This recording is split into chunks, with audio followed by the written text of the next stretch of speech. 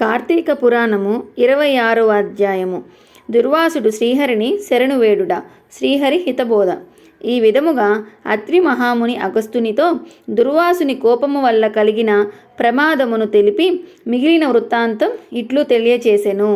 ఆ విధముగా ముక్కోపి అయిన దుర్వాసుడు భూలోకము, భువర్లోకము, పాతాళలోకము, సత్యలోకములకు తిరిగి తిరిగి అన్ని లోకములలోనూ తనను రక్షించువారు లేకపోవుటచే వైకుంఠమందున్న మహావిష్ణువు కడకు వెళ్ళి, వాసుదేవ, జగన్నాథ, శరణాగత రక్షక, బిరుదాంకిత, రక్షింపుము. నీ భక్తుడైన అంబరీషునకు కీడు చేయదలచిన నేను బ్రాహ్మణుడను కాను. ముక్కోపినై మహా అపరాధం చేసి తిని. నీవు బ్రాహ్మణ ప్రియుడవు. బ్రాహ్మణుడైన భృగు మహర్షి నీ హృదయంపై తన్నినను సహించితివి. ఆ కాలి గురుతు నేటికి నీ వక్షస్థలమందున్నది. ప్రశాంత మనస్కుడవై అతనిని రక్షించినట్లే కోపముతో నీ భక్తునికి శాపమిచ్చిన నన్ను కూడా రక్షింపుము. శ్రీహరి, నీ చక్రాయుధము నన్ను చంపవచ్చుచున్నదని దుర్వాసుడు శ్రీమన్నారాయణుని పరిపరి విధముల ప్రార్థించెను. ఆ విధముగా దుర్వాసుడు అహంకారమును వదిలి తనను ప్రార్థించుట చూచి శ్రీహరి చిరునవ్వు నవ్వి, దుర్వాస, నీ మాటలు యథార్థములు. నీ వంటి తపోధనులు నాకత్యంత ప్రియులు. నీవు బ్రాహ్మణ రూపమున పుట్టిన రుద్రుడవు. నిన్ను చూచిన వారు 3 లోకములందు భయపడుకుందురు. నేను త్రికరణములచే బ్రాహ్మణులకు మాత్రము ఎట్టి హింస కలిగించను. ప్రతి యుగమందున గో, దేవ, బ్రాహ్మణ, సాధు జనంబులకు సంభవించే ఆపదలను పోగొట్టుటకు ఆయా పరిస్థితులకు తగిన రూపములు ధరించి దుష్ట శిక్షణ, శిష్టరక్షణ చేస్తాను. నీవు అకారణముగా అంబరీషుణ్ణి శపించితివి. నేను శత్రువుకైనను మనోవాక్యములందు కూడా కీడు తలపెట్టను. ఈ ప్రపంచమందు గల ప్రాణి సమూహము నా రూపముగానే చూస్తాను. అంబరీషుడు ధర్మయుక్తముగా ప్రజాపాలన చేయుచుండెను. కానీ అటువంటి నా భక్తుణ్ణి నీవు అనేక విధములు దూషించితివి. నీ ఎడమ పాదముతో తన్నితివి.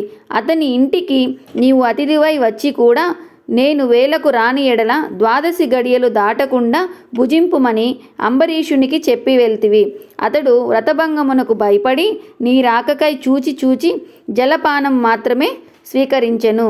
అంతకంటే అతడు అపరాధం ఏమి చేసెను? చాతుర్వ వర్ణముల వారికి భోజన నిషిద్ధ దినముల యందు కూడా జలపానము దాహశాంతికిని పవిత్రతకును చేయదగినదే కదా.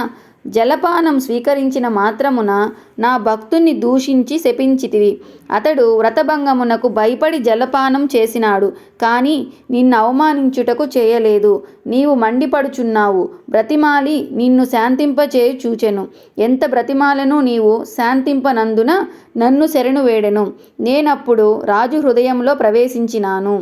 నీ శాపఫలము 10 జన్మలలో అనుభవించెదను పలికిన వాడిని నేనే. అతడు నీ వలన భయముచే నన్ను శరణు వేడుచుండెను, కానీ తన దేహము తాను తెలుసుకొనే స్థితిలో లేడు. నీ శాపమును అతడు వినలేదు.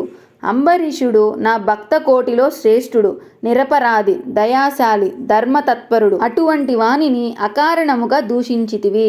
అతన్ని నిష్కారణముగా శపించితివి. విచారింపవలదు. ఆ శాపమును లోకోపకారముకై నేను అనుభవిస్తాను. అది ఎటులనగా, నీ శాపములోని మొదటి జన్మ మత్స్య జన్మ. నేను కల్పమున మనువును రక్షించు నిమిత్తము సోమకుడను రాక్షసుని చంపుటకు మత్స్య రూపమెత్తెదను. మరికొంత కాలమునకు దేవదానవులు క్షీరసాగరమును మదించుటకు మందర పర్వతమును కవ్వముగా చేయుదురు. ఆ పర్వతమును నీటిలో మునగకుండా కూర్మ రూపమున నా వీపును మోయేదను. వరాహ జన్మ ఎత్తి హిరణ్యాక్షుణ్ణి వధించెదను. నరసింహ జన్మమెత్తి హిరణ్యకశిపుణ్ణి చంపి ప్రహ్లాదుణ్ణి రక్షించెదను. బలిచే స్వర్గము నుండి పారద్రోలబడిన ఇంద్రునకు తిరిగి స్వర్గమును అప్పగించుటకు వామన రూపమెత్తి బలిచక్రవర్తిని పాతాళలోకమునకు త్రొక్కివేసెదను. భూభారమును తగ్గించుటకు క్షత్రియులను చంపి బ్రాహ్మణుడినై జన్మించి భూభారం తగ్గించెదను.